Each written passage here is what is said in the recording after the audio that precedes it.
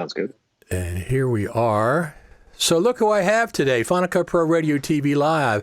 I have Stephen Moyer, the assistant editor on The Banker, which is, let me just turn one thing down. Here we go. I got to turn that down. I hear YouTube at like 5 seconds delayed. I always got to make sure I turn that down. So we were just talking. We met, and I saw you at the FCPX Creative Summit last year in November in Cupertino, California. I love going there. I mean, I'm an East Coast guy, but I absolutely love going to the Final Cut Pro Creative Summit. It's probably my favorite event of the year, and NAB being the second one, which is, whether it's going to happen this year or not, we don't know. But I was just talking about the Creative Summit last year and the fact that there was no update to Final Cut Pro. So, no, they don't need an event to update Final Cut Pro. They can update it at any point. However, all the major updates to Final Cut Pro, with the exception of 10.1, which came out in December, so 10.0, 10.2, 10.3, and 10.4 either came out at the Creative Summit or they came out at NAB.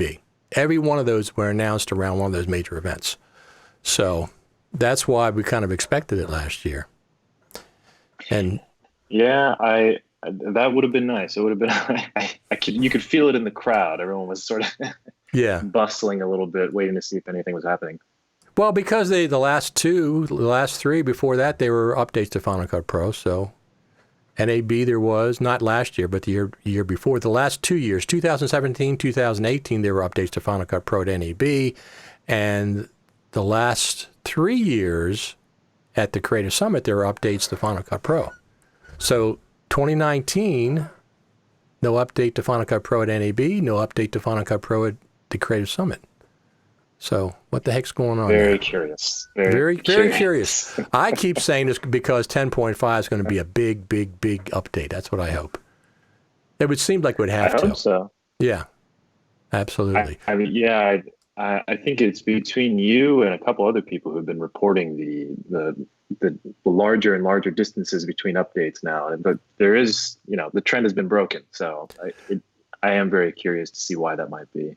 So we just got two comments. We got a comment from our friend Justine Paula Robillard from South Africa. Good morning, Richard and the viewers. And then we got another comment, which is what we're talking about. Christopher Ashworth says, when should we see an update?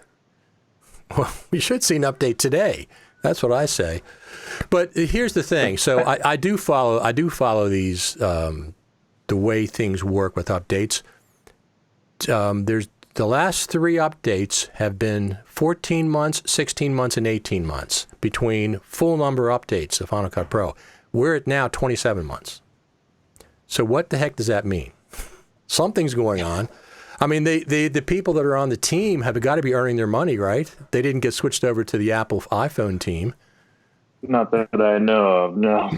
No, I mean, at this point, with how much knowledge you have, I feel like you could be eligible to run the team. You've got a whole notebook full of development cycle information.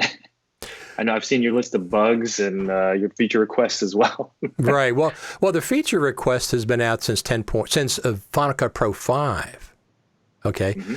I was an Apple certified trainer. I went to New York to Apple HQ up there and got trained by the people at Apple. And ever since then, I had a top 50 list of things I wanted to see in Final Cut Pro 5. So it didn't stop. I thought 10 would eliminate a lot of those things. Well, it has in groups, sometimes 5 to 10 groups. One of the things that I suggested was doing something to do with the auditions, and they did almost exactly what I suggested. So they do, some of the things are more common, more obvious, and some of the things are more esoteric that I put up on the list. But I liked, for example, I recently put on there, B-RAW. Okay, I don't shoot in B-RAW. I personally don't care because I don't shoot in it, but so many people have contacted me and requested B-RAW be in the next update that I put it in the list. So And it's actually good that you keep that list up to date, because we, for the banker, had a chance to try and put in some requests ourselves directly with the Final Cut team. I cross-referenced my list with yours actually before I sent them anything. So it's good that you keep that public. It's important, at least for myself and anyone else who might have a line to them, however delicate and brief it may be, to actually say those things to them. And they have the list too.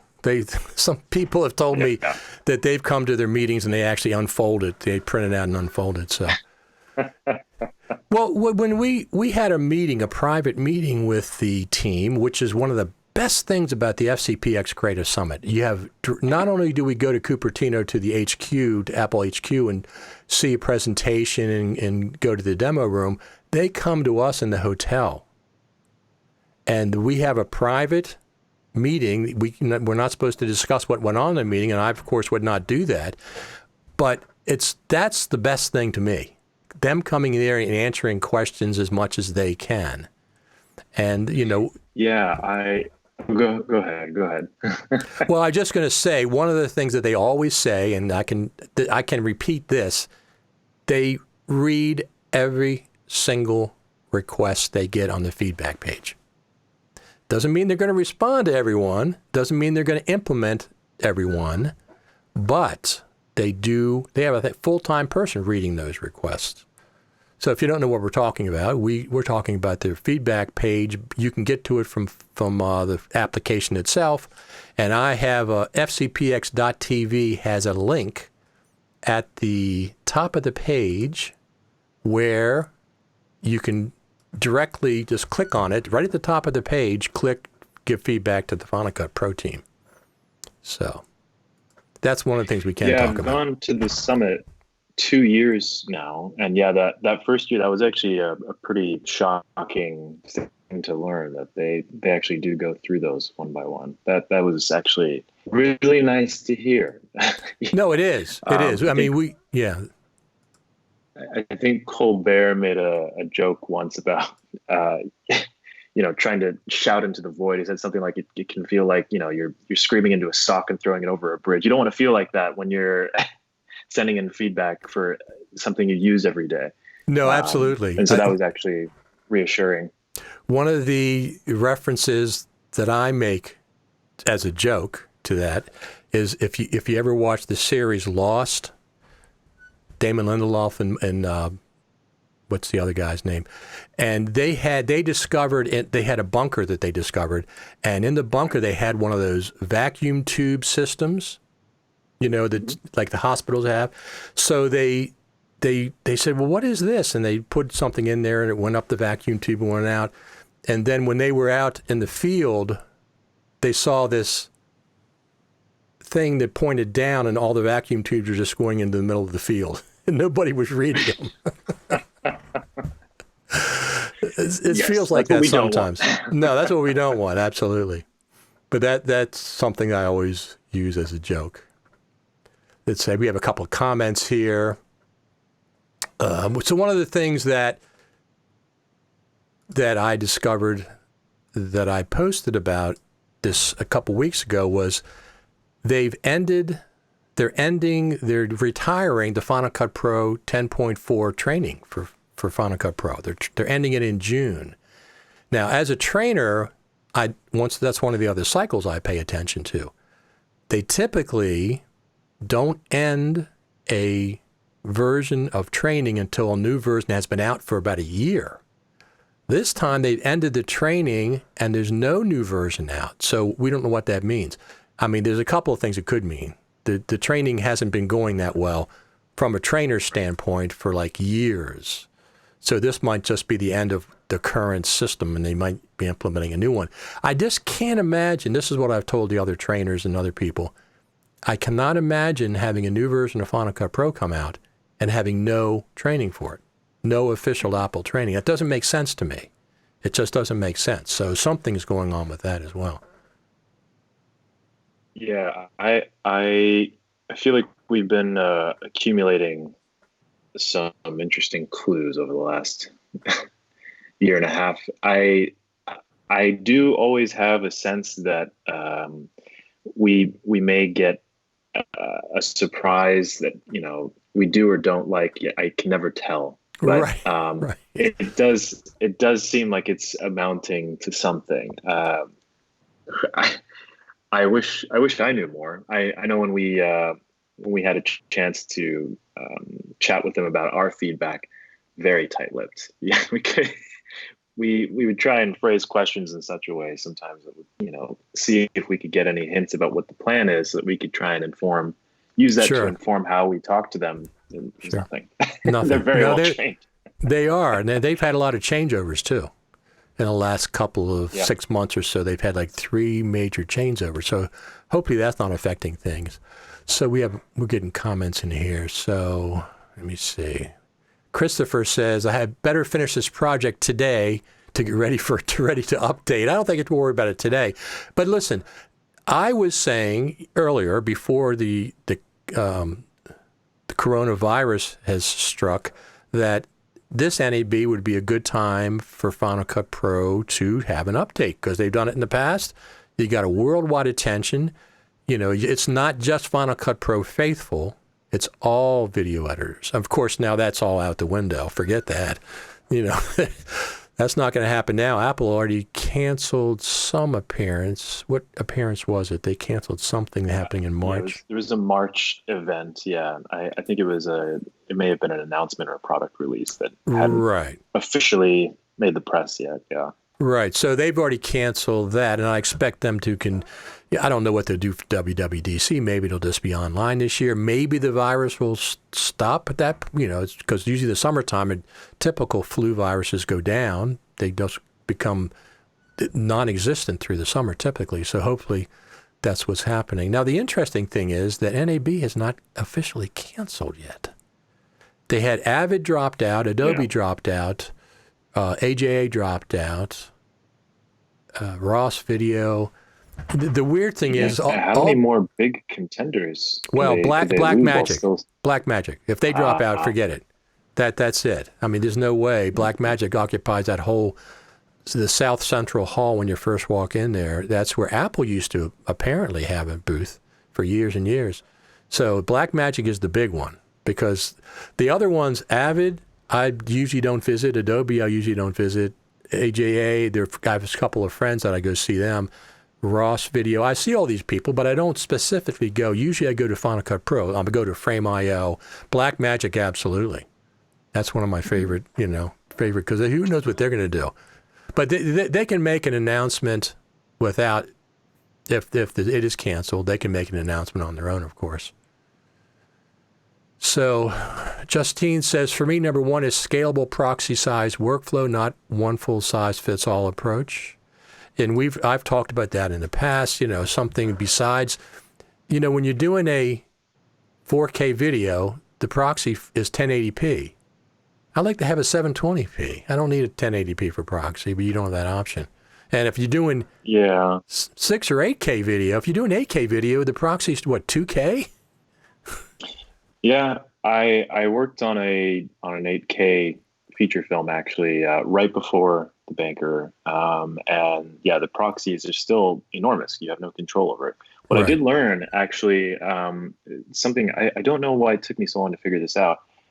You can actually relink to footage that has the same name and the same time code information, but it doesn't behave the same way a proxy does. Final Cut. So, for example, if it's a smaller resolution, but it has the same name and the same time code, and you relink to it in Final Cut, you will get a border around your footage. But it does relink and it does work. And I haven't actually tried, living with that for a project, but it seems like the DNA is there to do something more robust with their proxy mode. But for whatever reason, it's just been left to the side for now. That's not being prioritized. That is definitely high on my priority list for whatever version comes next. Absolutely. Well, they either going to go 10.4.9, which hopefully not. Hopefully they do 10.5. I mean, if it's 10.4.9, They better have 10.5 follow-up right after that. The only one that's been this long was 10.0. 10.0 had 30 months between 10.0 and 10.1, but they had 9 updates. Just like right now we're at 8, we're at 10.4.8, and it's been 27 months. NAB will be like 28 months, something like that. So that's a much longer time than normal. So the interesting thing is that you can't relink proxies within Final Cut Pro. Yes, you can do it manually in the Finder and stuff, but the fact that you can relink media, but you can't relink proxies is curious to me, why they did one and not the other. But that's definitely something that should be...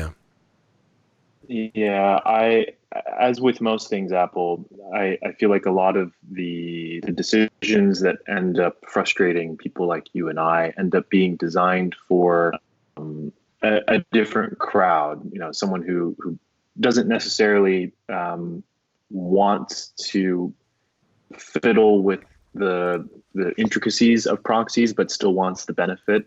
And so you may not be able to relink because in their testing or in their sense of how a different kind of user might interact with Final Cut, that would cause a problem.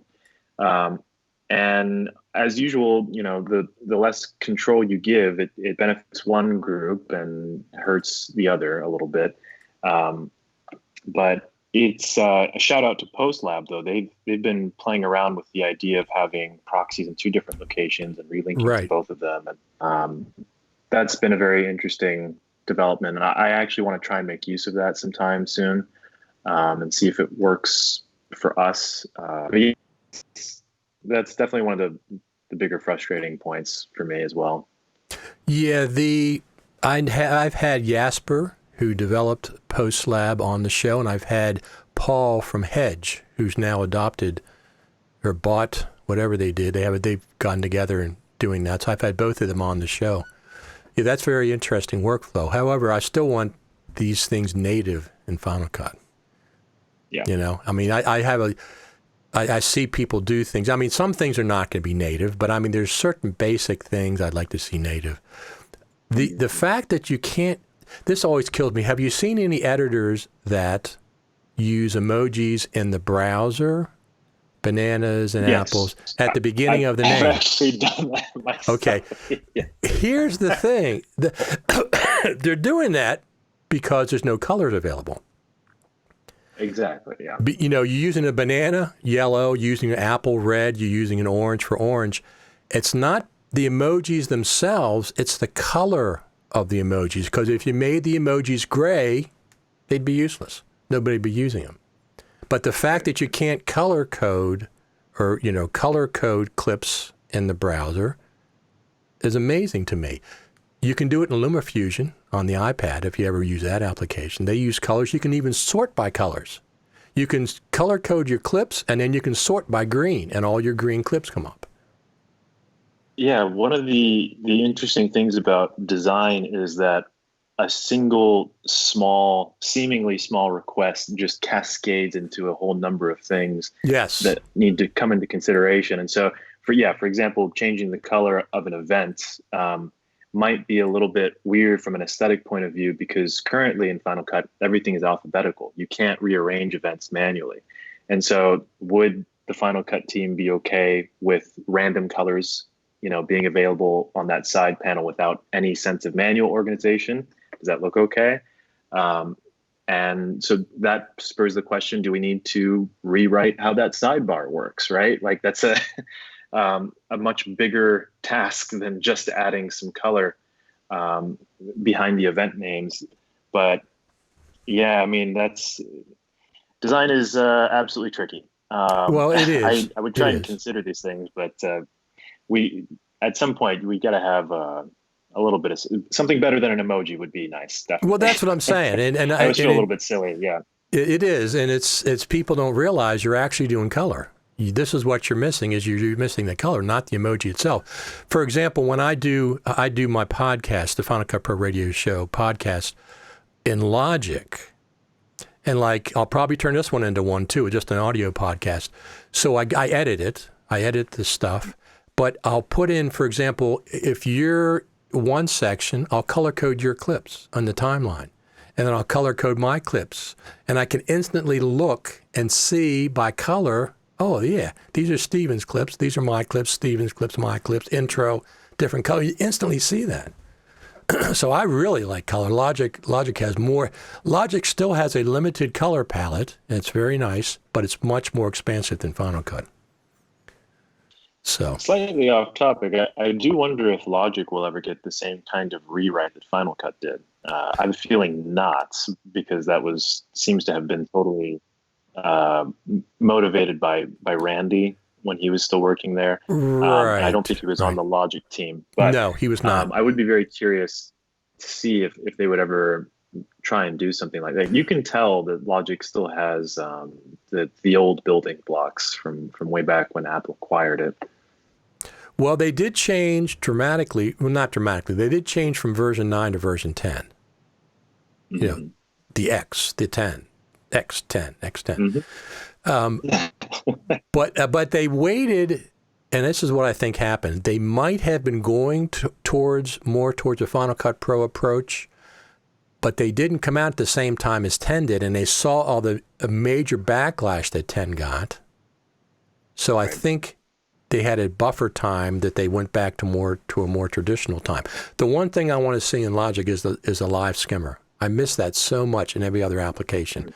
The way Final Cut, you don't have to click anything. You just put your skimmer there and you can skim things. So that would be really nice. So yeah, one of my requests was that the relationship between Final Cut and Logic was a little bit tighter. I miss having Soundtrack Pro. Yes, I think most of us probably do.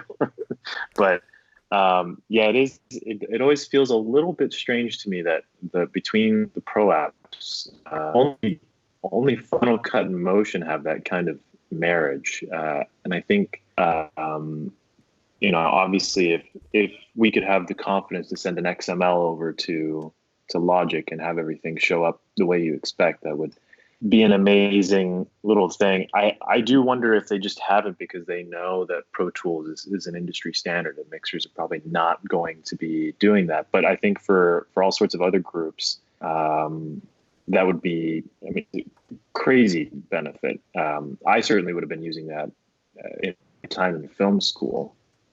No, I absolutely agree. Projects. I absolutely agree because I use Logic all the time. I mean, I do what I can. Now, I don't use it if I'm just doing a 10-minute clip in Final Cut. That's just everything to stage. But if I'm doing more complex audio, and like my podcast, for example, my podcasts typically are an hour and a half long. I'm not going to sit there and hand scroll that in Final Cut back and forth. I'm just not going to do that. If Logic has the scrolling timeline like everybody else does, and I'm just not going to sit there and scroll back and forth, left and right. And the other thing is talking about and mousing. The other thing is I'd like to see zoom presets in Final Cut. In Logic you can do 3 of them. You have 3 different zoom presets you can do. You can set them yourself and then hit a key and it goes to that zoom level each time. So I have the full timeline. I have a medium. Then I have a really zoomed in one. I use them all the time. So I'd like to see that in Final Cut as well. So let's talk about the banker. Yeah. That's pretty damn exciting, Stephen. I mean, I must say, did you work on any of the production for that? Any of in the field? So I'm right before the banker. I was working on a film that is still unreleased called Follow Me. And that was being edited by Chris Mertens and directed by Will Wernick. That was also in Final Cut, actually. That was an 8K project. I did a little bit of a breakdown at a summit a previous year for that film. And before that, I was working with an editor named Eric One. And that was on a film called Oh Boy. It was a Chinese-American production. Okay. And we actually found each other on Twitter. And before that, my resume is actually more full of commercial work and short films. And I think in the midst of all this work between Follow Me, The Banker, I was actually editing a film for a UCLA grad student. It was a feature film called La Leyenda Negra, and that actually got into Sundance this past year. So it's been a lot of Final Cut projects, both editing and assistant editing, and all of those 3 or 4 are feature films. Yeah. So on this one you were the assistant editor. Is that what it was? That's correct. Yeah. On The Banker. So that sometimes assistant editor jobs change from one film to the other. So what exactly were you doing as assistant editor on The Banker? What were your duties? So my story with The Banker is a little bit interesting because I was brought on after the initial assistant editor, Kevin Bailey, became unavailable. Okay. And so by the time I was on, most of the footage had already been synced and ingested, but there was still a lot of logging work to do. And primarily, we did something called dialogue keywording. We found that it makes a lot of sense for the editor if we have keywords for every line of dialogue. And so imagine one event is a scene, and inside of that we have, like I said, one keyword per line of dialogue. So now you can hit that keyword and hear all the different versions of that line. Then you go down to the next keyword and hear all the different versions of that line. But as you can imagine, for an assistant editor, this is very labor intensive. Yes. I got a lot of scrubbing in out points, drag to the keyword or hit the shortcut, whatever. That was one of my primary responsibilities. And because I came onto the project a little bit late, it was always sort of a race between Joel Viertel, the editor, and myself to see if I could try and beat him. If I could keyword a scene before he got to it, then he could actually make use of it. But sometimes it just wouldn't make sense and he would go on without me. So I would try and focus on larger, very dialogue intensive scenes. And the benefit on his end was extremely, it was very visible. It was the difference between cutting a scene in 5 or 6 hours versus 2 or 3. Oh, absolutely. It's effectively the same benefits that script sync would offer. It just happens to be less automated. Right. Now, beyond dialogue keywording, I'm as an assistant editor, you're also sort of a point person between different departments, and so I am constantly communicating with our mixers, with our composers, and with our VFX department. And the way that our director, George Nolfi, and Joel like to work is they try to be in constant communication with these departments throughout the production. And so I'm very much doing turnovers regularly. We're not just doing a turnover at the end of the film. We're providing turnovers to different departments so that they can move up their schedule and compose while we're editing, or provide temp VFX while we're editing. So dialogue keywording, other kinds of logging, tracking new media as it comes in, and interdepartment relationships, and turnovers. So very familiar with how all that works. So was Joel the one that decided to use Final Cut? Yes, it's a bit of a mixture. I think the story goes. I think it's that George has a connection at Apple, and they had suggested that for his next film he take a look at Final Cut. And so around the time they were figuring out what to do, I think because they were coming from Final Cut 7 at this point, they were using it, much beyond. Yeah, I think it had been dead for quite a while while they were still using it. They were using it through 2015, I think.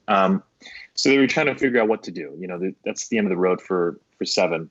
And Joel, taking this, piece of information from George, decided to attend a sort of seminar on Final Cut just to see where the app was at. And Kevin Bailey ended up being the person who was instructing the seminar, okay. doing the breakdown of. And so I think Joel had walked away from that experience, deciding that Final Cut had grown enough that he could cut with that. So I think that's where the decision came from. So it wasn't. It was not the purchase of the movie by Apple was separate from them using Final Cut. Those are actually two. It's technically a coincidence, I guess, because Joel could have decided not to have edited with Final Cut at the end of the day. Right. If he decided it wasn't suitable. But yeah, I think that's how it happened. So this was a pretty big film, Samuel Jackson. And there's been other films that have been cut on Final Cut in Hollywood. Is there still resistance? I guess is there still resistance to use Final Cut from a lot of editors? I mean, I think I'm presuming most of them are avid editors. Well, I would say yes. We weren't interfacing too much with other editors. Okay. And to be honest, I myself have sort of decided that I'm going to cut what I want to cut with, and I'm going to work on projects that are decidedly in Final Cut. And so I'm actually not in too many circles anymore with people who are, not fans of Final Cut. I don't know if that's a good thing or a bad thing. Maybe I'm in a little bit of an echo chamber in that sense. But for me, I do think that an editor should, to some degree, be treated the same way that a cinematographer should. You go to your cinematographer to figure out what is the right camera for the job, what is the right equipment to use to shoot this piece. You should be asking your editor the same thing. It's not always a one-size-fits-all. You don't always need an enormous server with a ton of IT available to you. Sometimes Final Cut on a laptop is perfectly fine, especially depending on your proxy situation. For the banker, we were actually shooting on film, and so Technicolor made all of our proxies for us. So we didn't even have to use the proxy mode. Our proxies just were cutting material.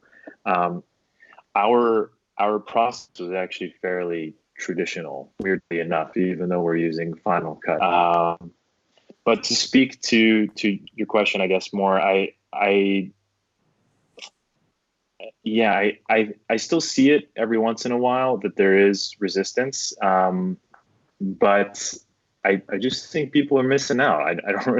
I don't care to argue with anybody. I know that there's a lot of that online, but from my perspective, it makes editing fun for me. I don't know. It's a lot faster in certain ways. And I'll be honest, in the ways it's not faster necessarily, it's still like a more pleasurable experience, to me at least.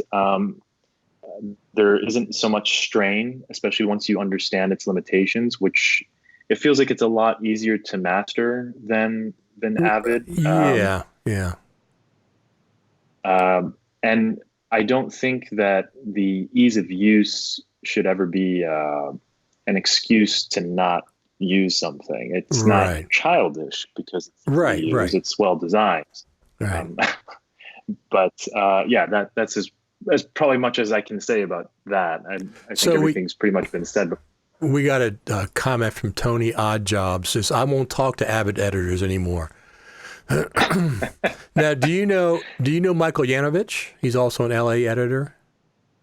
Yes, we met actually at the summit. At the summit, awesome. okay. It was a lot of fun. So when I had him on, he's 27-year Avid editor. He switched to Final Cut, and I had him on one of these talks, and I said, do you guys have a secret cabal of Final Cut Pro editors in LA? So maybe you should be invited to that if you don't know about it. He said, we do. They do have a group of them that get together and talk about it and stuff. So it's always interesting. Yeah. Go ahead. Oh, go ahead. As any company does, people say, well, Apple should do this, Apple should do that. They should pay more attention to Hollywood. They should spend more attention to X, Y, and Z. Every company, including Apple, has a list of things that they prioritize. Hollywood certainly is one of those things, but it's not perhaps the 80% one, but it certainly is something that they pay attention to, so. Yeah. My guess is that back when they had Xserve and Final Cut Legacy and all these other things, there was an investment being made in post-production services, because those things sort of tend to have an influence upstream, right? That means that there is a certain amount of trust in that industry, and that industry will then, likely be willing to feature our product on screen, and the relationship all these people have with our product sort of communicates a certain value to other customers we have. And I think what may have changed a lot of that was likely the iPhone, because instead of speaking to the consumer through Hollywood, they can now speak to the consumer very directly through the iPhone. Very affordable. You can record with it. You can take photos with it. It's everyone's personal camera now. And I think so the shift was likely due to that. But, they've made such an initial investment in this group of people here in Hollywood and New York and other film industries, that everyone just feels left behind if you don't continue to massage that relationship a little bit. Fortunately, I'm pretty excited to see what happens throughout the lifespan of the new Mac Pro. That is an interesting change to me in how they appear to be handling a lot of this. I'm really curious to see what happens. I have one over here. We're broadcasting on a Mac Pro. Congratulations. Well, listen, I was such a fan of the old Mac Pro. I was ecstatic when they announced this new one was even a better version, and it is. It's dramatically better. Inserting graphics cards and memory and stuff is even easier than the old Mac Pro. And the old Mac Pro was pretty darn easy. You took the side panel off, and everything was accessible. This new one's these MPX modules. They're self-contained. They're one module. There's no wires to hook up. There's no power cables to hook up. You just click them out, click them back in. And there's no fans. People keep talking about these third-party graphics cards. They got gigantic fans on them, sometimes 3 fans. I don't want any noise out of this thing. This thing is silent. Yeah. It's a beautiful, absolutely beautiful machine. It absolutely is. And I was ecstatic. As a matter of fact, when WWDC happened and they announced it on stage, I thought for sure they were going to say, oh, no, we're just kidding. We're just teasing you. This isn't the Mac Pro. Here's the Mac Pro. But they didn't. It's absolutely a stunningly amazing turnaround. I agree with you. Now, they got to get Final Cut Pro 10.5 to match this, right? I mean, there's got to be something. 27 months. I'm sorry, it's too long. It's a long time. Something is up. They can a lot of horsepower there to wrangle, to make use of. Yes. So I got the 16 core, and I got the 32 gigabyte graphics card, and most of the time those things are idle. I mean, I'm waiting. I want to put them to use a little bit. I was helping the guy that was doing the speed tests, Rob Morgan. Mm-hmm. And I did it because he didn't have a 16 core. I did a couple tests for him and to stress it out and stuff. But because he had a 12 core and I think a 24. But yeah, it's an amazing, absolutely stunningly amazing machine. An absolute home run. Yes, it's expensive, but who wasn't expecting that? The main criticism people have of Apple all the time is it's too expensive. Their iPhones, I'm not spending $1,000 for a phone. I spent $1,500 for my iPhone Pro Max, $1,400 and some odd dollars, but I got 512 gigabytes and all that stuff. And this camera is absolutely a stunning version of a phone camera. It's absolutely stunning. The quality is just, it's amazing. The biggest problem I have with it is getting good audio in, and I've been experimenting since last fall about getting good audio in, and I've now developed a way to do that. Either wireless lapels, handheld wireless, camera-mounted shotguns. So I got that taken care of. It's not, once again, it's not cheap. You have to do some I got a Lightning, one of the Rode SC6L, I think it is. It's the active electronics one. And you can actually, it's a Lightning in and has two analog audio in. And you can actually choose to do stereo or separate mono tracks. And so I do separate mono because usually I'm interviewing somebody. So, and one of them's my voice and then one of them's the other person's voice. So it works really well, but it's taken a lot of finagling. Yeah, and I've really been curious to try out LumaFusion as well. I know that's been pretty popular now on the iPhone. It's becoming more and more that you could probably make more and more people probably able to make a decent looking short film with their iPhone these days. No, you can. Interesting development. People all the time are saying, when's Final Cut Pro 10 going to be on the iPad? It's already there. It's better. It's better than what Apple would do. LumaFusion is the version you want.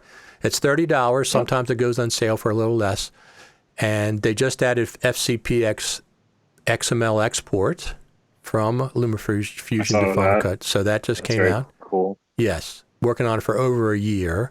And it finally came out. So it's a fantastic thing. And it has features that Final Cut doesn't have. Okay. The color clips is one. It has the best of tracks and a magnetic timeline. It has both. You can lock tracks, but everything is still magnetic. Yeah, that's another feature. It has a little mixing board, which I mean, when I say mixing board, whatever Final Cut Pro is going to do to improve their audio, even though I say mixing board, I don't necessarily mean a traditional mixing board. I mean a rolls-based mixer. Because up to this point, we still don't have a master fader in Final Cut Pro, a master audio control, which is frustrating.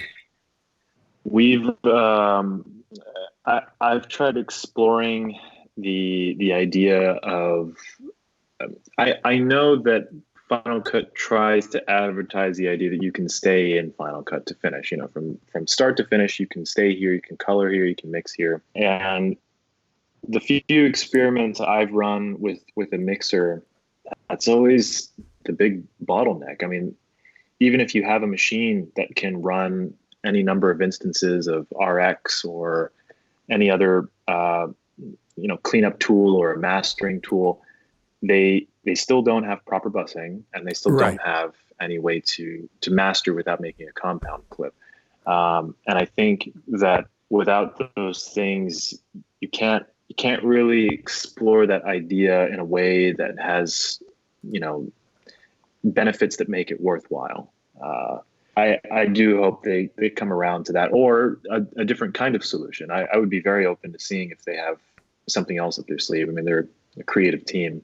They've surprised us with plenty of other things that we hadn't thought of before.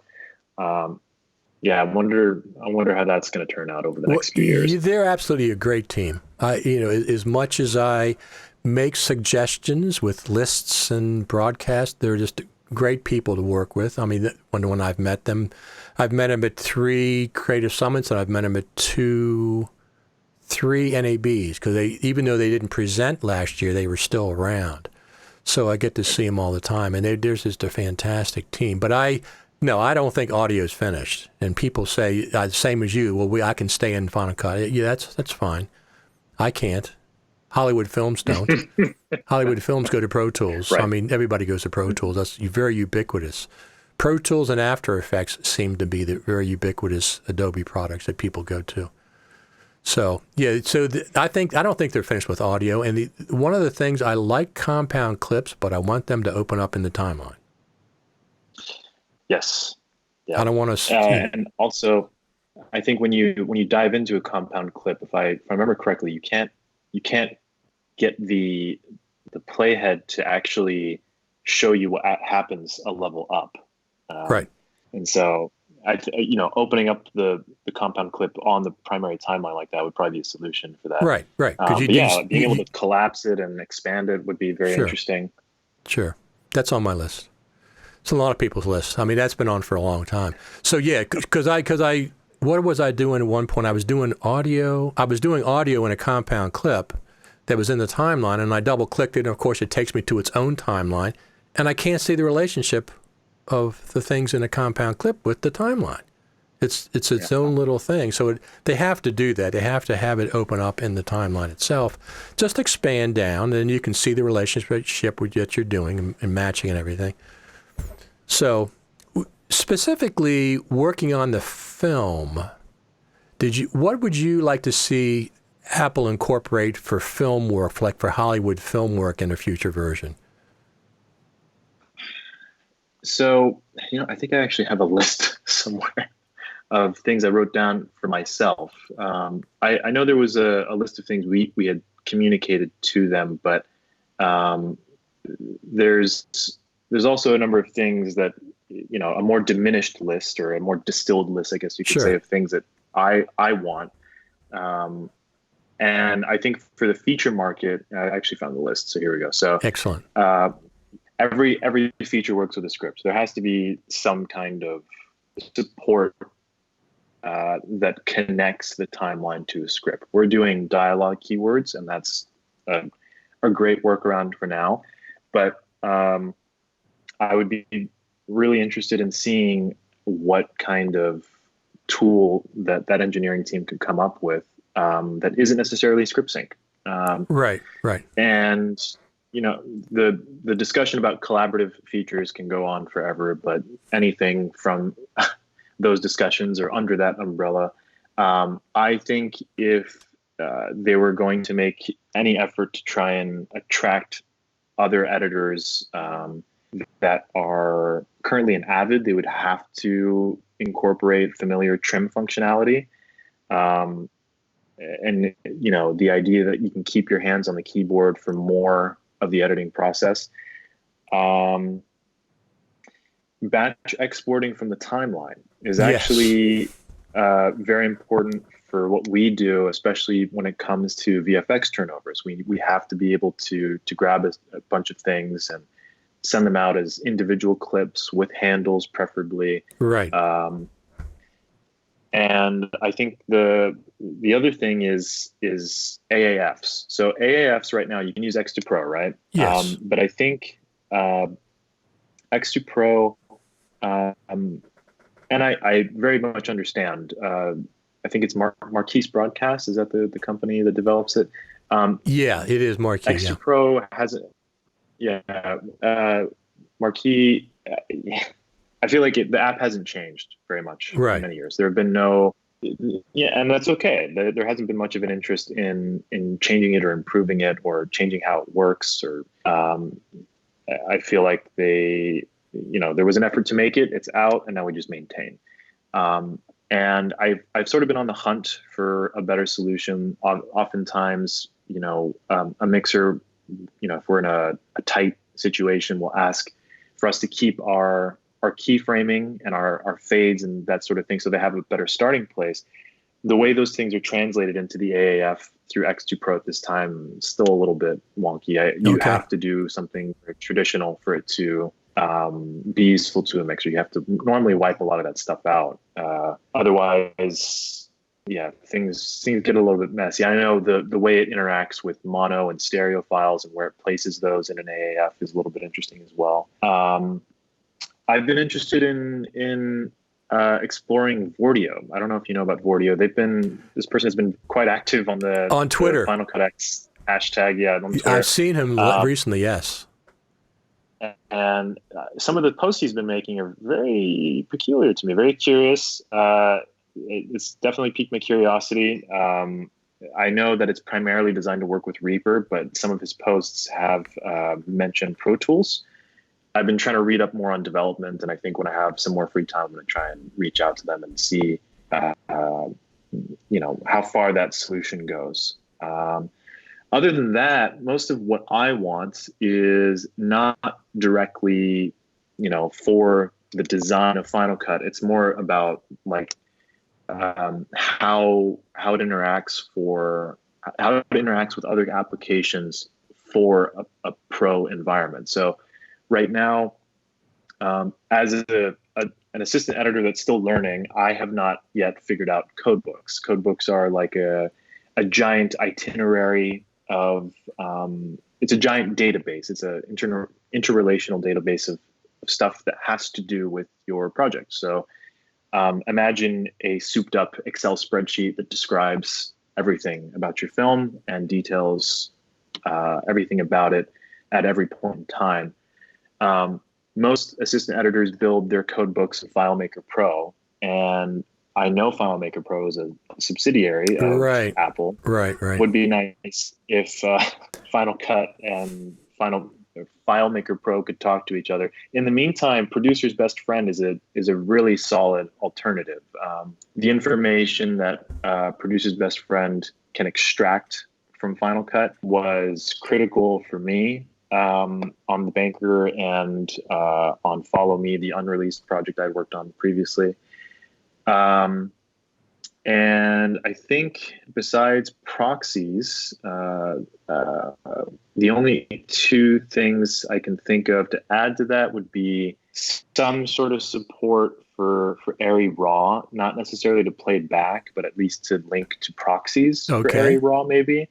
Well, how does it do it now? How does it work now with ARRI? What do they do?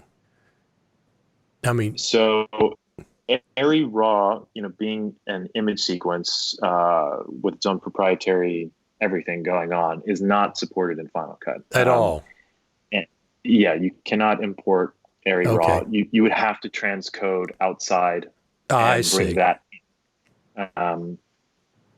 But if the reason that's being done is because the image sequence is just too taxing to play back in Final Cut, I'm very much okay with just being able to link to proxies and having an export feature that makes use of the raw masters. Sure. But never actually playing back the raw masters in the NLE.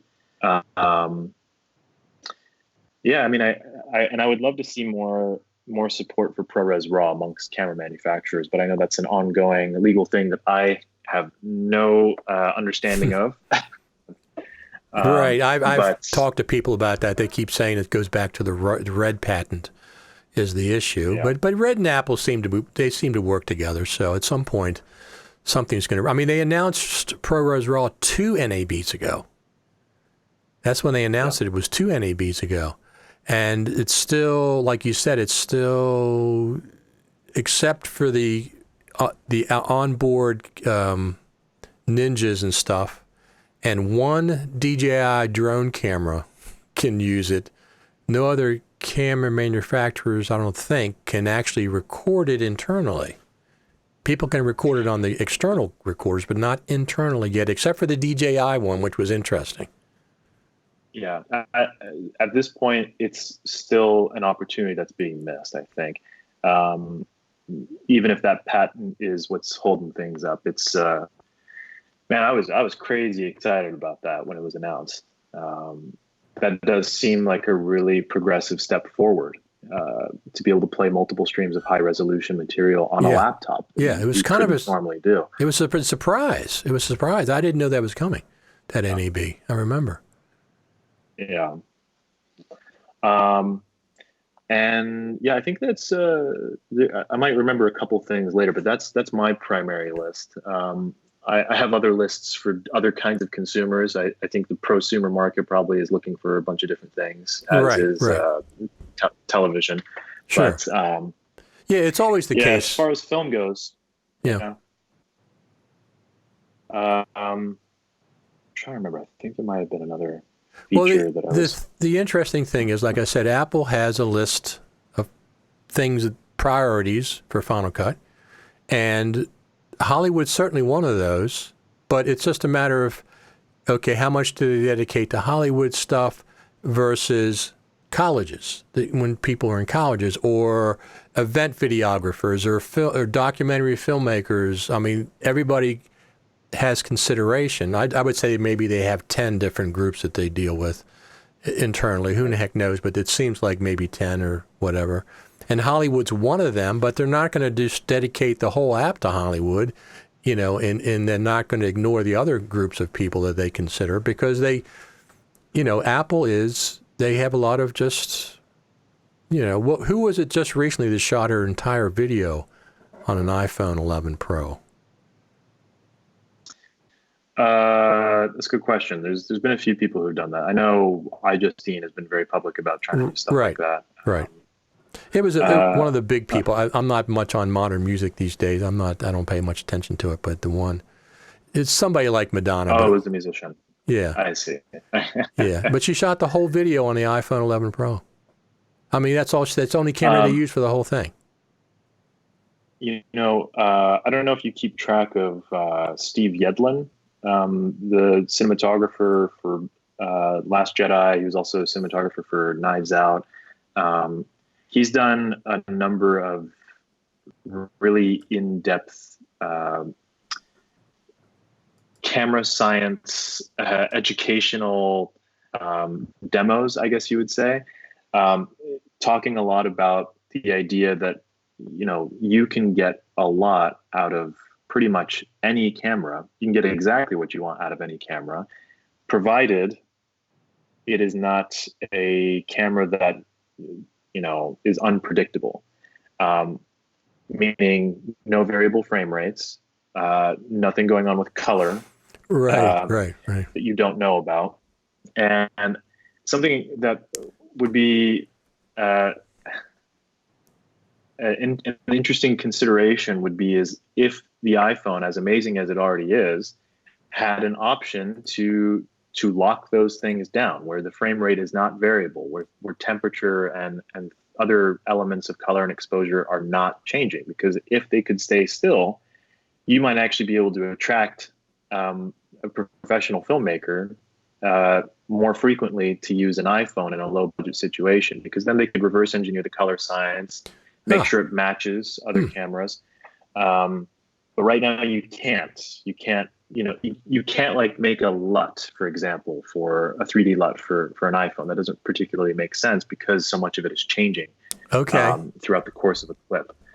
But I think we're getting to a point now where an iPhone itself is up to 256 gigs of media or 512, half a terabyte almost. 512. Mine has 512. Yeah. You have 3 lenses on board. It would be very fun if I could have manual control over that stuff. Filmic Pro takes you a long way, but not all the way there. So I'm waiting on the new update for Filmic Pro. They released the interim step with their app where you can record on any of the 4 cameras. So I was kind of surprised that there's actually a camera behind each lens. I said, well, wow, they have 4 4K cameras in this thing. 3 on the back and then the 1 on the front. So Filmic Pro, absolutely, I'm looking for their update that has you can use any of the 2 cameras to record simultaneously. But there's one thing that I want Filmic Pro to have that the current camera app has, and that's the ability to switch those lenses while you're filming, because I use that all the time. I go from the regular zoom to the wide shot to the 2x zoom while the camera is recording. That's very important. Right. That's a main feature that I don't want to give up. If I have to stay with the camera app to do that when I'm doing filming, that's what I'm going to do. Now, if I'm just locked down on an interview shot, that's not that important. But if I'm out, I do a lot of live streaming and a lot of filming locally, and I zoom in and out all the time, and it's whatever they did in the camera app, it's a smooth transition from one to the other. It's not sudden. So there's something, I guess, in software that they're doing to go from 2x zoom to 1x to the wide shot. But I got to have that. So I got a question from Big Bot Studios. It says, does Filmic Pro allow you to lock down any of those frame rates or anything? Do you know? From what I understand, I could be wrong about this. Please don't hold me to it. So you can select those frame rates in Filmic Pro, but it's still not exactly that frame rate. I think there's something in the metadata that essentially tells the file that it is one frame rate now. It is not a variable frame rate. I see. So it is a little bit better than just using the native camera app in that respect. But it is still not the same, to my understanding, at least. Right. So the music video was Lady Gaga's latest one. Now she can afford anything she wants. She can afford REs or Reds or whatever, and she chose to shoot it on an iPhone 11 Pro. Now, people say, "Oh yeah, but they had a big crew, they had lighting." That's not the point. The point, the camera was used. They're not saying they're hand holding a iPhone 11. Of course, they even had a big rig for the iPhone 11, which was kind of ridiculous, a stabilizing rig. But and they had multiple iPhones hooked in. But if somebody of her stature and her money chooses to shoot on an iPhone 11, it's amazing. It shows you the quality that's happening. And of course, we have the films that are being shot on the iPhone 11. And a good cinematographer and a good gaffer, understand how their skills can be modified to work with any camera, right? Like, just because an iPhone has a different kind of latitude and a different dynamic range than an Airy, that doesn't mean you can't light for it. You just have to change how you light for it. That's a lot of fun that they chose to do that. It is, and they have, who is it, Soderbergh, that's doing films with the iPhone? He's been doing them for a while. Yeah. And that's what he chooses to shoot with. Unsane, was that one of his? I saw that. And yes, it was. When I watched it, I don't even think iPhone. I just think this is a good film. And it's just amazing. Yeah, it had a theatrical release too, if I'm not mistaken. It didn't just come out straight to the streaming service. It actually had a theatrical release, so it's big. It's good enough for a bigger screen. That's amazing. It can hold up. So we got to keep. Make sure they get their funding. The iPhone team, of course. What was that one? That one tour that they had? I'm not sure if it was Charlie Rose or somebody did a couple years ago when they went in to talk to the Apple headquarters, the labs, and they said they had 600 people on the iPhone camera, working on the iPhone camera. Wow. 600 people. Now, I'm sure they're not full-time, but I'm saying let's give the Final Cut Pro team a few more people, whatever they need. Yeah, I don't think they have 600. No, I'm sure they don't. I'd be surprised if they had 50. I mean, some of the people do other things. Like, for example, people talk about, but we had the Metal 2 update for Final Cut Pro. Yes, but the whole team doesn't work on that.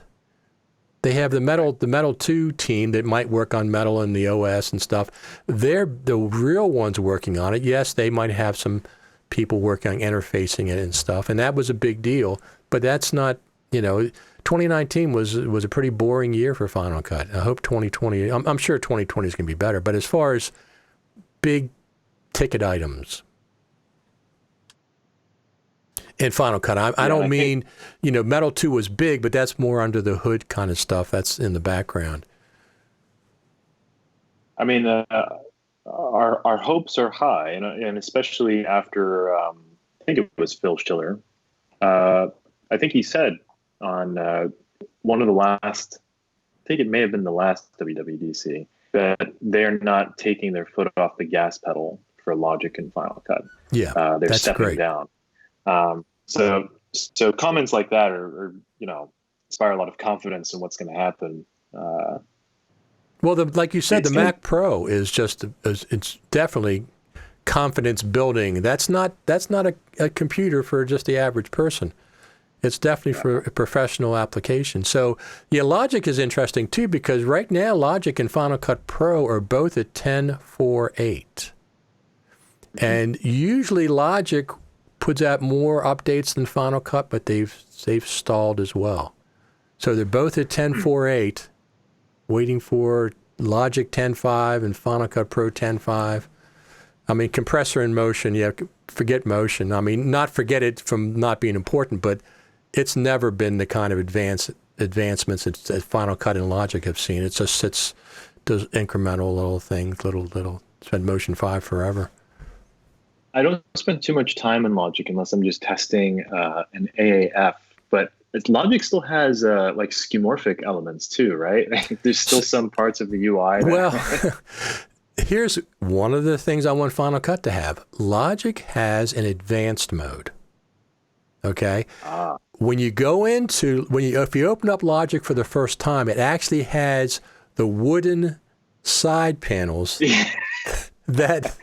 Okay, so this is just something I haven't turned off, essentially. Yeah, exactly. It has those from what's that the low end the low end music app that they have, GarageBand. Oh, Garage. It has those, Yeah. but of course you go into the Logic advanced preferences and you can click on all these advanced preferences, and those kind of things go away. But no, they had a definitely when they went from Logic 9 to Logic 10, there was definitely something under the hood happening in some of this stuff. And I kind of like Logic. It's been around longer than Final Cut, and I really like the way it works with a couple of exceptions, and it's just a great application. I mean, when I work, I do recording studio stuff too, and I'll go into a drum track and I'll chop up the kick drum, for example. Well, I want all those kick drums to stay on one track. I don't want them jumping up and down like they would in Final Cut. Final Cut, yeah, you can put them in a lane, but still, I want them to stay in one linear track. I don't want them jumping up and down. If I move something around, they jump up and jump down. But that's recording studio stuff. That's not really video, audio. So as I understand things, Logic is actually still quite popular amongst composers. Yes. The working with MIDI in Logic is, to my understanding, a little bit of a better experience than Pro Tools. And I think even our composer on the Banker was using a combination of Logic and Pro Tools for everything he was doing. So it's Logic still has its audience here in LA. Oh yeah, it absolutely does. I mean, I started with Digital Performer. That was my first DAW, and then I went to Logic when Apple bought them out and brought it out, and I've been with Logic ever since. And I did buy Digital Performer recently because I needed to open up some older projects, and I didn't want to use the old version, so I bought the update to 10. But Logic is fantastic. I mean, I love it for recording studio. And like any complex audio, I'll take audio out of Final Cut and put it in Logic. It's just easier for me to work with. But all right. How do you find the translation?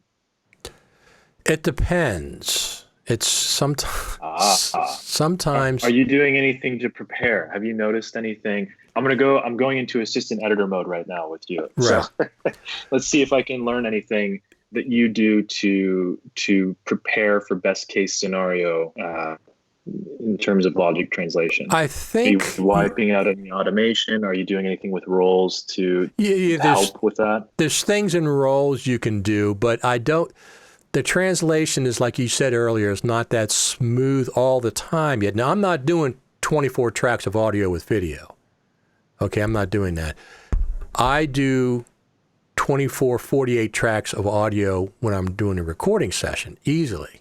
I can have 12 to 16 tracks on the drums alone, but I'm not doing that with video, so I don't have that complex translation. But I know that people that are, and there is things you can do with roles to help that translation. But what I've found is I'm not sure which way is Final Cut to Logic or Logic back to Final Cut. A lot of times there'll be stuff that I expect on one lane in Final Cut or one track on Logic, and it'll be a whole bunch of different tracks, and it'll be just stepped. In the time code, there'll be stepped, but there'll be all these different. And I don't like that. I got to put them back. It's whatever. So yeah, that definitely can help. But getting that translation from Final Cut to Logic would be fantastic. Or if you remember the old 7, when you could actually put a motion project in the Final Cut timeline, right? The actual project file can go in the Final Cut Pro timeline, and you could right-click on it, modify it in motion, and when you saved it, it would be updated in the Final Cut timeline. Miss that stuff. Well, that would be really nice. Same with Logic. Put a Logic project in the timeline, modify it in Logic, save it, and it updates in the Final Cut timeline. I don't know if that's ever going to happen, but So many of these things, it's always interesting to me which things ended up being dropped and which things were never incorporated. Right. And it's actually spurred a very probably unpopular opinion of Final Cut that I hold. I know I'm in the minority here, but I'm a big fan of the idea that while it wasn't handled correctly, the rewrite, the total rewrite of Final Cut, I think is an enormous part of what makes it so unique now and what has such a strong appeal to people like yourself and me. And I'm actually, this is the unpopular part, I'm actually not opposed to that happening again, as long as it was, as long as it's handled a little bit more delicately. I think software should have a natural sort of end of life where there is a decision that has to be made. We need to rewrite the code. We can't just keep taking legacy everything with us going forward. It's always an interesting story, like I said, just to see in that process which things just do and don't work or end up being cast to the side. Stuff like ingesting a motion project like that. But for the sake of always moving forward, I'm very much not opposed to starting over again to get things, better even the next time, if it's a necessity. Because if some of these things are not incorporated because the way the foundational elements of Final Cut were built prohibit that or make that very difficult from where they stand now, I'm of the mind, start over. Like I agree with you. I agree with you 100%. As a matter of fact, I've it scares a lot of people. Well, it's not going to be Final Cut Pro 10 all over again. That was a different. That was something that they learned about, and that was just, if they had, everybody's got their suggestions.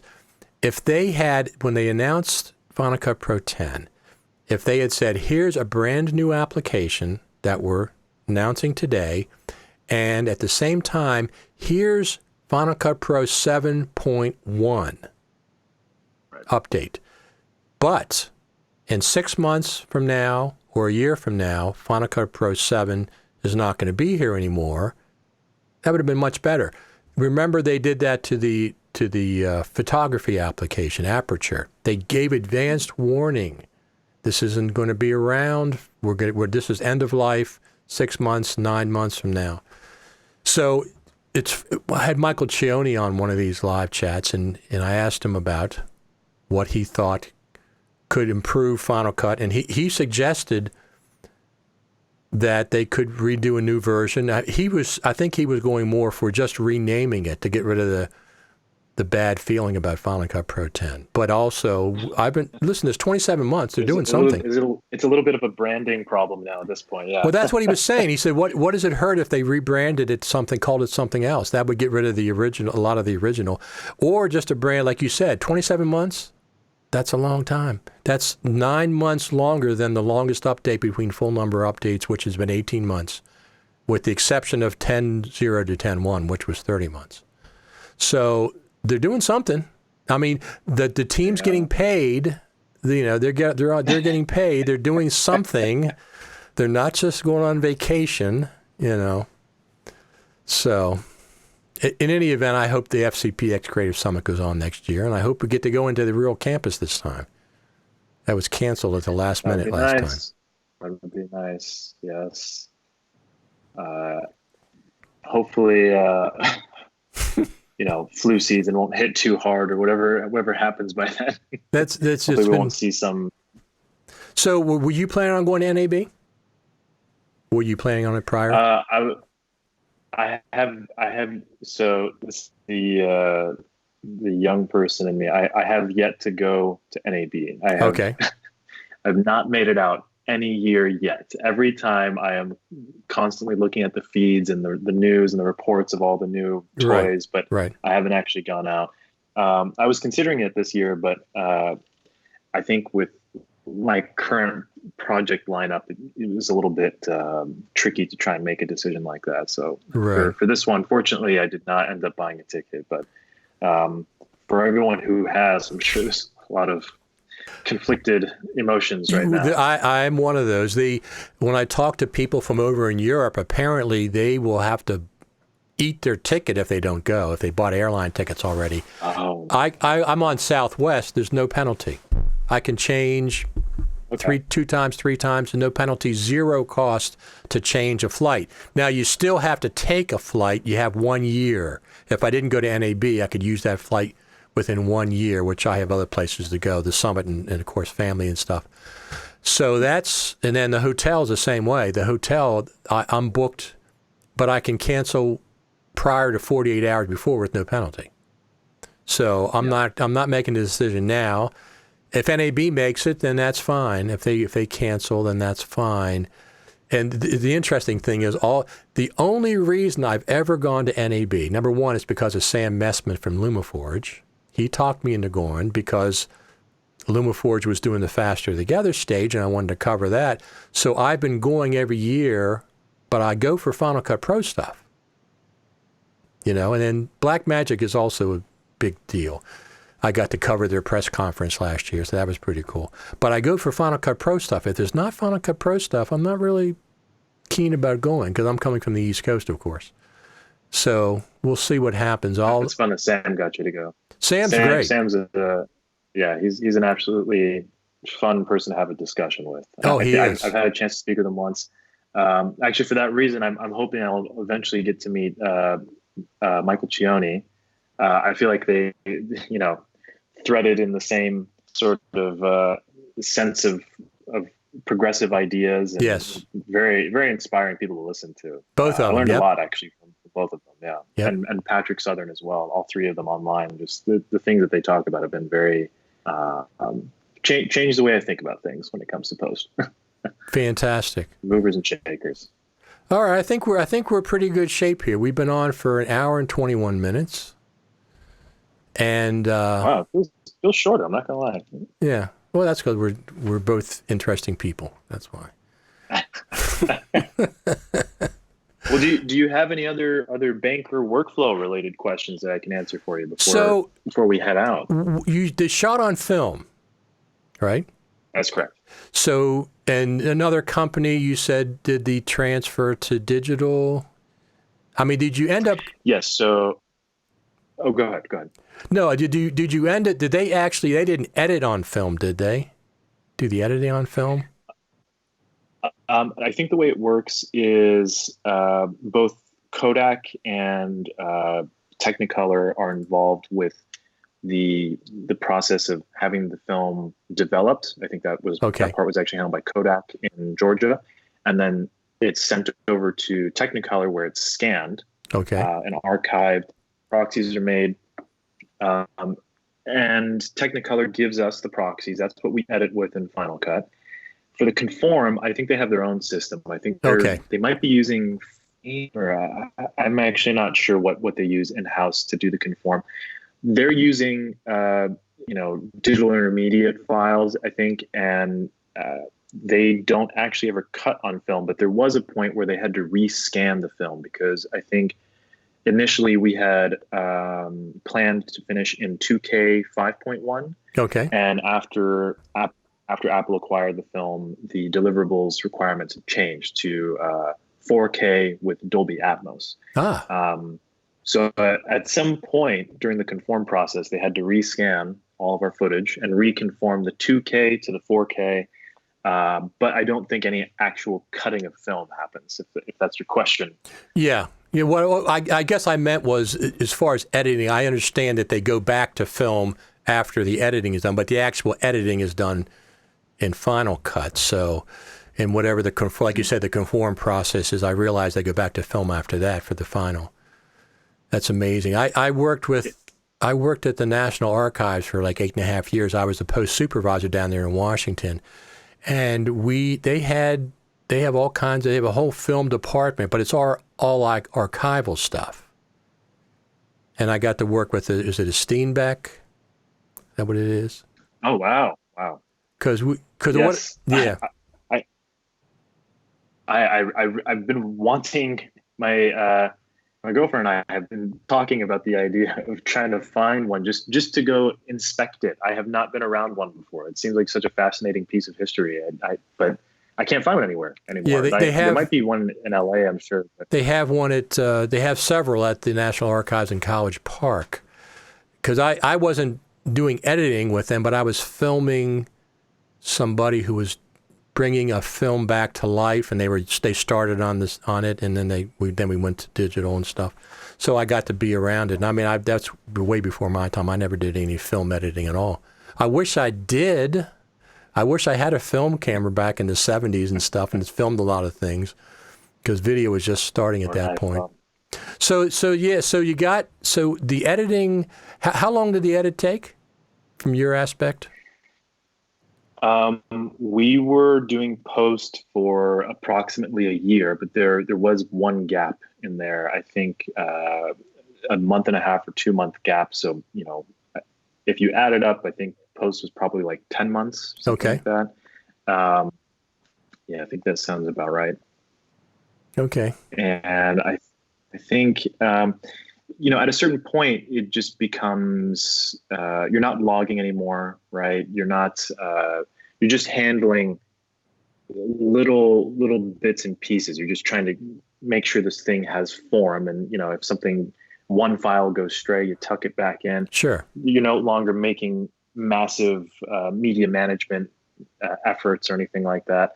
And it just becomes more about the new part for me, the part that I'm still trying to get better at as an assistant editor, because for a lot of these projects that I had worked on previously, the budgets were so low they couldn't afford to keep an assistant editor on all the way to the end. So Gotcha. The Banker was actually one of the few times I've been able to stay on all the way till the end. We're doing wrap boxes and all these other procedural things, getting documentation together.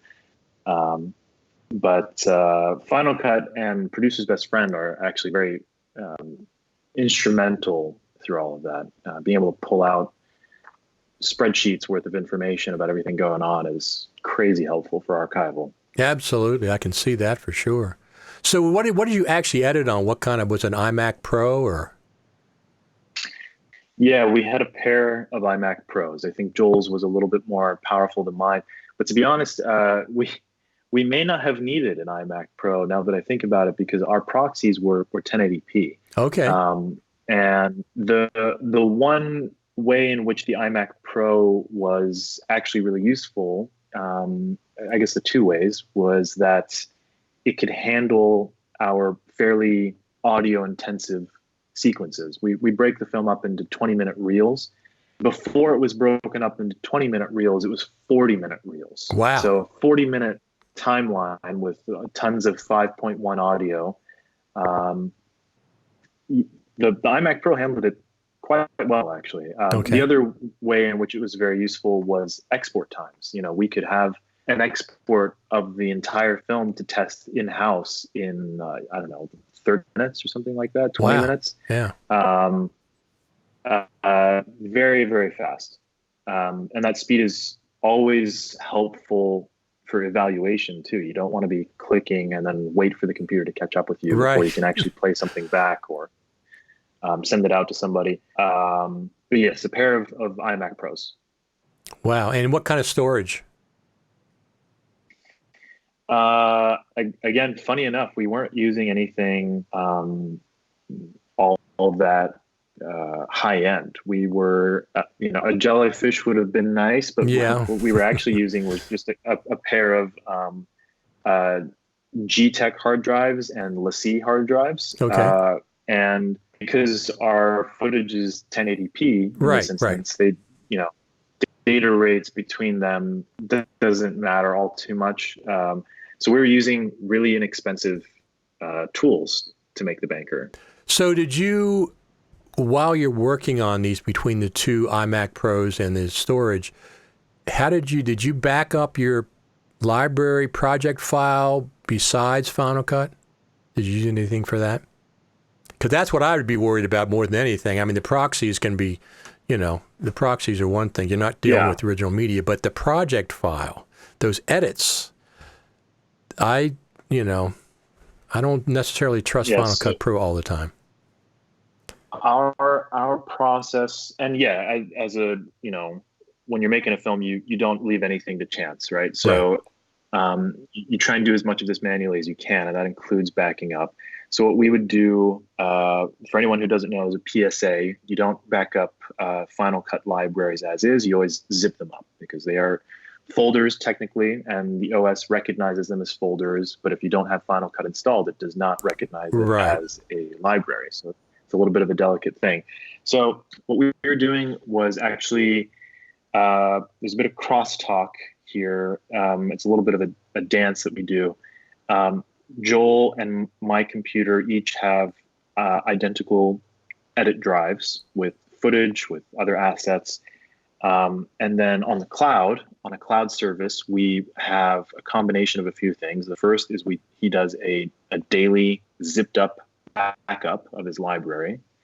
And he also manages new media on the cloud. And so we would check daily to see if the other person has dropped something in the new media folder for that day.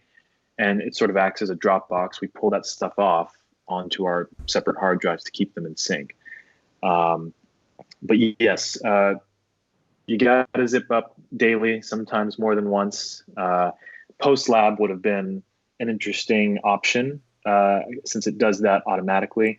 I mean, in effect, what Joel and I were doing is a bit of a library checkout system where if for some reason I need to work in the same reel as him, he has to give me a heads up. You know, he has to zip up his project and upload it, and I have to take it down and unzip it and start working. And post lab more than likely would have been helpful in that situation to automate some of that, to eliminate a little bit of human error. But fortunately, we got that dance down, and it was very effective. So one app I recommend for you then is Backups for FCP. It's $18 on the App Store, and it backs up outside of Final Cut Pro. It backs up just the project files, the events, and all that stuff. You can name them. You can do multiple backups. You remember Command S? If we don't have any more, you press a button, you do a Command S. You save it. As you want. It's like $18-19 on it's fantastic. I use it all the time to do backups of just the library file. So that brings up another question. Did you guys, I presume then you organized your media in the Finder before you brought it into Final Cut? Technically, yes. But that organization doesn't necessarily reflect how it's organized in Final Cut. What we found to be useful was actually, when it comes to new media, to organize things by date. Okay. This is especially helpful when you're collaborating, because if things are organized by category for new media, unless there's some other tagging or marking going on, you may not know which item in the sound effects folder is the new one, for example. Okay. So all of the initial organization is done categoric. Proxies, the sound effects library we want to use, any images that might come in or something like that, graphics. But new media, once production has started, we organize by date. From there, when we bring it into Final Cut, then we go back to categories and keywording things by theme or whatever it might be. And also add additional keywords for dates again, so that if you're looking at something in the Finder and its category may not be readily obvious in Final Cut, you can search by date as well. That was our way around that, yes. How would you improve keywording for Final Cut? Do you have any suggestions for that? Yeah, the one thing that was frustrating when it came to keywords is it's a bit limited in terms of, like, there's no keyword editor, right? There is a pane in which you can add and remove keywords, but you can't go into any more detail than that. The range of a keyword cannot be modified. Right. You have to sort of, grapple with in and out points and force that to do the work for you. Having some way to adjust the region that a keyword is applied to would be helpful. Having a way to see which keywords occupy which regions would also be helpful. Right now, you just get that blue bar. Right. And yeah, it's a really good idea, and it's very useful. But as it stands right now, there are definitely ways it could be more useful. right? Being able to see those things at a glance would give me a better understanding of what that clip is, and what's in it. Right. Absolutely. And I use favorites as well. When I had Thomas Grove Carter on here a year or so ago, and he said he'd like to see another level of favoriting rather than just the one level. You have two different levels. So, because I use favorites, and then I'll make a favorite range, and then I'll rename the favorite. Actually, you can rename I the remember favorite. Aperture had something like that. Right? It was like a star system or something like that. Right. Stars. You don't want 10, but a couple more would be nice. So talking about transcriptions and stuff, I transcribe. I get a lot of stuff transcribed nowadays, and it's not because I'm using it for captions. It's because I can search in the transcription for sentences and stuff. It does it automatically. So there's you make the transcription, you export an FCPX ML. I think I do notes and I do markers. And the transcription is either one of those. I usually do both. And I go into the notes field and look for certain things or search, or I can just bring up all the markers and I can look and see this line of dialogue is here. I do it just for that reason alone. So doing something with that in Final Cut Pro 10.5 would be fantastic. And once again, natively. Yeah, I think the holy grail in my mind, I'm not an engineer and I don't necessarily think about the design of these things from a different angle, but from the angle of someone who currently uses it, it would be such an amazing thing if I could ingest a group of clips, say they belong to scene 1, and I can tell Final Cut, okay, event 1 belongs to scene 1, and here's the script. Let me point you to scene 1 in the script.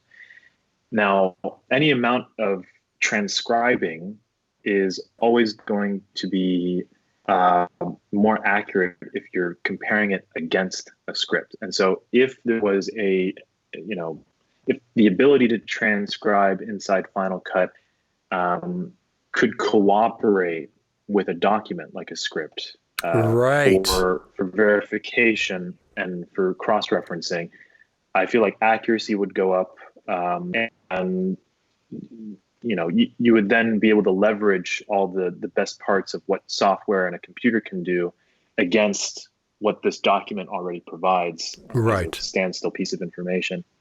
So yeah, I mean, the holy grail for me is when transcription can be matched to a document that already exists. Right. That's a fantastic idea. Yes. I think ScriptSync has, again, something similar, but there's ways to improve all this stuff, and the way we interact with it could be improved pretty dramatically. Just a matter of who's going to take that on, right? Right. Well, one of the things that I like to see Final Cut get from Logic has a notes field in the inspector. And it has notes. You can do it per project or per line. So you can have, there's two different note fields. Because right now you can't bring any kind of a Word document or PDF into Final Cut and copy and paste from it. So the ability to bring a script into Final Cut natively without going to another application and copying and pasting would be very, very beneficial. I don't know why they don't have a notes field after all these years, but they don't. So I always kid them. Yeah, I mean, there's the notes column, right, in the browser, but I think even that has its limitations because you can't quite, because I know, like if you bring in transcription from Simon Says, I think that's what it is, right? And it brings the transcribed work into the notes field, if I'm not mistaken, but you can't search it unless you're using something like Command Post. So it's there, but you can't actually do the nice party trick of finding it with automation or with the power of software. You have to actually look for it. Right. But yeah, I mean, a script is an integral part of every film, right? Sure, absolutely. It's a little bit odd that there isn't more incorporation for that part of how movies are made in the Final Cut. Right. Well, exactly. The logic notes field is not a little line that you put a few words in. You can put a whole document in it. So I see. Okay. The script. That's what I meant. So yes. And speaking of that, the ability to have more columns in the browser and to save layouts once you make a layout of your browser columns and recall it. Yeah, I don't know about you, but my layout in Final Cut definitely resets itself every once in a while. Right, I don't know why. Well, if not that, the number of columns I have in the browser resets. Yeah, that's the sort of thing I wish wouldn't happen. Yeah, so if you do one that you like, or you have a couple different ones, be able to save it and recall it instead of doing it manually. And I really like, I go to the browser, then I go to the inspector, all the way. I have a 34-inch screen, so I'm going from the browser over to the inspector. Browser. I'd like to be able to right-click on, and when I'm in the browser and pull up some inspector items right there, instead of going back and forth and back and forth, and from the timeline up to the inspector, the timeline up to the inspector. Just let me right-click on at least some of the things and have the most common ones right there for me, so I can just do. But we got a lot of good ideas, right? I mean, Apple should be incorporating every single one of these ideas. Every single one. I'm sure they've got their own list as well. Michael, Stephen, it's been great talking to you. Thanks so much for having me. Absolutely. Is there anything else you want to say in closing? Where can people reach you on Twitter? It's at Stephen Moyer. Right? Yeah, I've been lucky enough that I get to keep my name simple. It's just Stephen Moyer, Stephen with a V. The only other thing I would say is just a thank you to pretty much everyone on the film. We had everyone from our post supervisor, Chuck Jean, down to the people at Technicolor, Crafty Apes, the Dub Stage, and our composers. And then, for the people that helped me hone in on my skills before this project, Chris Mertens, Eric Chris. Juan, and my director from La Leyenda Negra, Patricia Delgado, and of course Joel and George from The Banker, for bringing me onto that project. It was such an amazing experience, and I have nothing but gratitude for them and for the project as a whole. I hope it does well, and everyone should go see it. It'll be on Apple TV Plus on March 20th. If you don't get to catch it in a theater. It's on my birthday. Normally March. Happy early birthday if I don't talk to you before that. Absolutely. Normally March 20th is the first day of spring. This year, because of leap year, spring arrives 10 minutes before midnight on March the 19th. So they cheated me out of it this year, but normally it's the first day of spring. So yeah, I'll definitely be watching that. I really like the previews that I saw at the FCPX Creative Summit, and I like Samuel Jackson as an actor as well. It's very, very interesting. It's a fun movie, and it's a great history lesson. Yep. Thanks, Stephen. I will talk to you soon, and maybe the next time we talk, Final Cut Pro 10.5 will be out. Wouldn't that be great? That would be great. I hope so. Fingers crossed. Yep. Talk to you later. Bye-bye. Thank you.